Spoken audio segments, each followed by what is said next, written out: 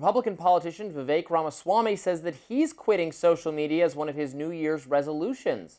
The former presidential candidate and current candidate for Ohio governor, he wrote an op-ed for the Wall Street Journal titled, "Social Media is a Trap for Politicians." Now, in the article, he predicts that getting rid of Instagram and X will not only make him happier, but also a better politician.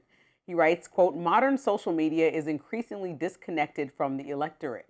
The messages you're most likely to see are the most negative and bombastic because they're most likely to receive rapid, quote, likes and reposts. And that drives revenue for social media content creators. On its own, random people saying outrageous things on the internet and even making money from it isn't a major problem. But when those in power mistake online commentary for real-world consensus, they make decisions based on a distorted picture of what those citizens really want." Ramaswamy credits a recent speech he gave at Turning Point USA's AmericaFest as a motivating factor in his decision to delete Instagram and X based off what he's seen on social media. He expected to be booed for his speech, where he argued that the U.S. is a nation defined by shared ideals rather than shared bloodlines, but to his surprise, he received a standing ovation at the end of the speech, which he says shows the disconnect between the internet and the real world. He also pointed to a large number of racist comments that he observed on social media in 2025 and contrasted that to real conversations he's had with voters, where he says he's never heard a single bigoted remark. Far-right activist Nick Fuentes, who is a frequent critic of Ramaswamy, appeared to take some credit for some of those comments. He posted a screenshot of the article on X and declared, quote, "We bullied Vivek off Twitter." Others accused Ramaswamy of hypocrisy, citing this post from just a couple of weeks ago, where he said, quote, "If you're scared of your comments section, you're not fit to lead." I've got a lot of thoughts on this. So I agree with him in part and disagree in part. Okay. I think where I disagree with him is, I mean, it does look a little like, yeah, social media is bad for you. You should get off it. Man, you were a big social media force. You loved social media when you were mostly getting favorable engagement. But now you've started saying things. Vivek is in line with me in a lot of ways on high-skilled immigration. He's very supportive of high-skilled immigration. And a lot of MAGA is not. And he gets a lot of negative feedback from those people. And he doesn't like it. So now that you're saying things your audience doesn't like, now all of a sudden social media is unhealthy. Well, you thought it was perfectly fine before. It's more speaking that you're out of touch with what people who follow you and pay attention to you are thinking. Not that there's something has changed about social media necessarily. So I get the idea that, well, that's very convenient timing on this. Now that you're, kind of swimming against the current, all of a sudden it's a bad thing. This isn't, there's an idea that you can be too online and that's not helpful, but the internet is just people. So I think it actually is helpful generally to check in. I peruse my feedback on social media. If I'm consistently getting negative feedback, you can tell people things they don't want to hear, even people who like you and listen to you and read you what they don't want to hear. You should, if you disagree with them. But if you're consistently doing that and consistently getting negative feedback, I think that says something about you being out of touch. Just my 2 cents. Now, on the where I agree with him part is that it is true that social media has changed dramatically in the last couple of years, X in particular, where we were all as in political commentary, we were so especially active. The new Elon's kind of verification system where anyone who pays for it is verified, and then you can do revenue sharing where you get money for engagement. Also, the amount of foreign influence from that is anti-Israel and is very, frankly, racist, but is coming from India and Pakistan and Nigeria. That recently was exposed. That we discussed is having a bad effect.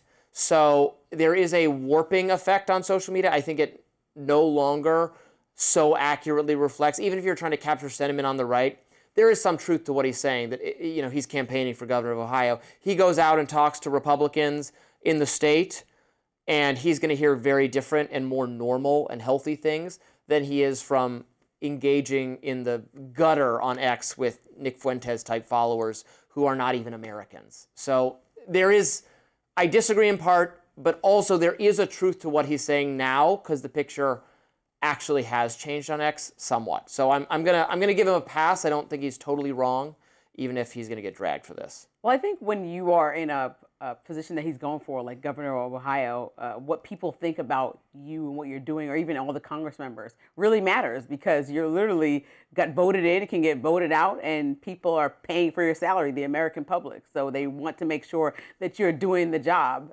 Maybe what he's saying applies more to me, to the average private citizen that doesn't want to get berated online. But for somebody who's going into public office, you should care what people think about you. If it's foreign people or people that have nothing to do with Ohio, which sometimes it might be, then it could get kind of irrelevant. But we know that also algorithms are programmed to be very much lenient to rage bait. So part of that is really responsive to somebody says something outrageous. We all see it, we like it, we engage with it, people argue in the comments, and it creates this whole thing where usually the negative thing will blow up much faster than the positive thing. And so there are a lot of people, even I felt this way around the time that Charlie Kirk was killed, more people that I knew in both Democratic and obviously in Republican circles, but in Democratic circles, were saying this is terrible, this is the way that he was killed was terrible, saying this, echoing the same thoughts. But then there were people online that perhaps, maybe some of them had a lot of followers, but a lot of them were just random people online, and people were like, look at all these voices calling, saying this is the right thing to do. And it's like, okay, but no Democratic official was saying that. If you have real dialogue with people that voted Democrat, they would say, this is crazy. I watched that video. That was uncomfortable. That was disgusting. And so I think that we propel a lot of negative voices because it keeps people on the platform. If they're angered or feel a really dramatic emotion, then we stay engaged with it. If we're like, wow, how pleasant, I'm going to put it down, we won't stay engaged. It's because it's our revealed preference. Our revealed preference, the concept of revealed preferences, when there's financial incentives at stake, we see what people really want. Our revealed preference is for negative news.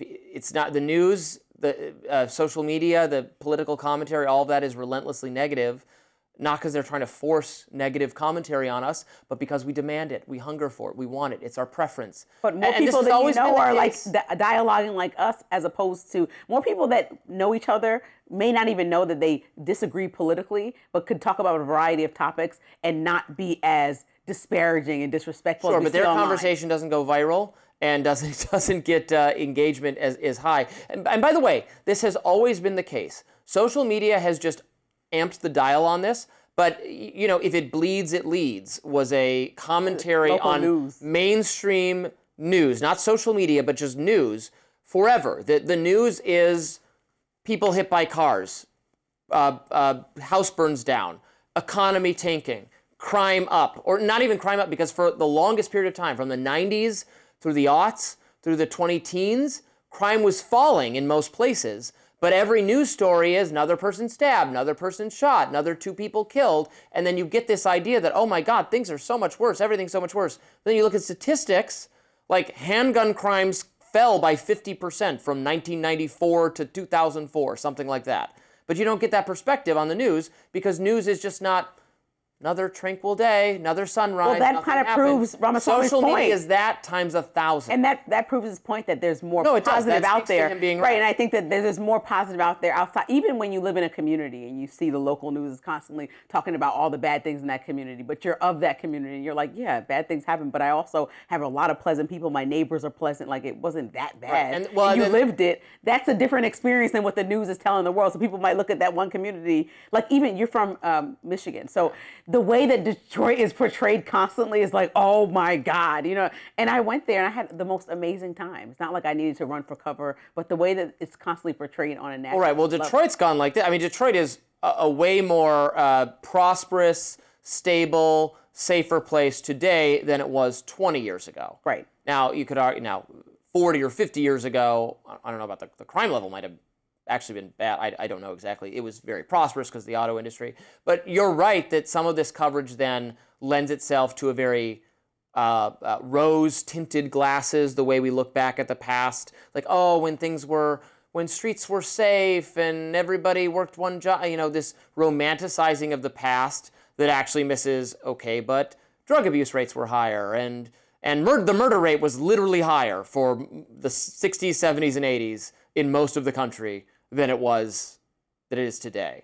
And people had, less access to material. They owned fewer cars on average. They owned fewer TVs on average. They were poorer and sicker on average. They didn't live as long. All those, by all the actual scientific metrics, not literally every one of them. childcare has gotten more expensive. Some things get worse over time, but most metrics of human enjoyment have gotten better. But when all the news coverage and all the social media discussion is all everything bad, it's bad, it's bad, you get this perspective that why can't we just return to those good old days where there were 3 channels and no DVRs and no bananas. Were they really good, or were they just old days? Right. So we have to decipher. Yeah. We have a lot more to talk about. Stay with us on Rising.